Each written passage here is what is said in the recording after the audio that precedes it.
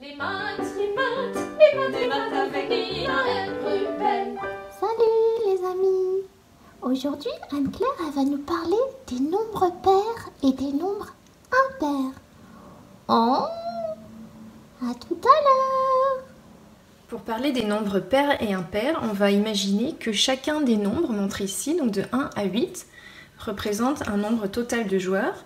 Et ici, on veut les diviser en deux équipes, donc on peut imaginer ici qu'on a un filet avec deux terrains où on va les séparer en deux équipes de la façon la plus juste possible, c'est-à-dire à peu près le même nombre de joueurs de chaque côté.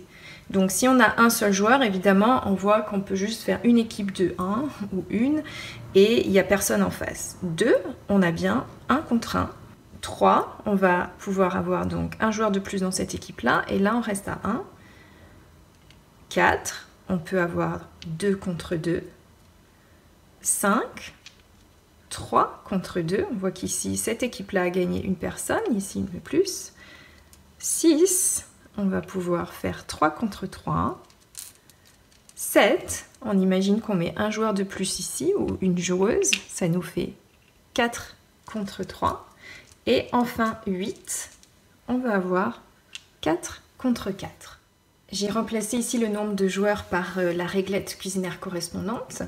Et on voit bien qu'on a deux situations différentes. On a les nombres comme 2, 4, 6 ou 8, où on peut avoir deux équipes égales. 4 contre 4, 3 contre 3, 2 contre 2, 1 contre 1.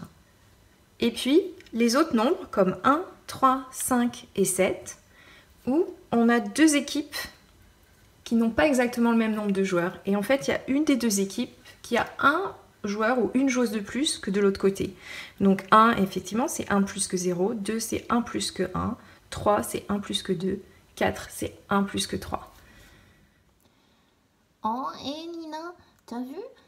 C'est rigolo, non? Un nombre pair, c'est un nombre qui est fait d'une paire d'un même nombre. Par exemple, 8, eh ben, c'est une paire de 4, c'est la même chose.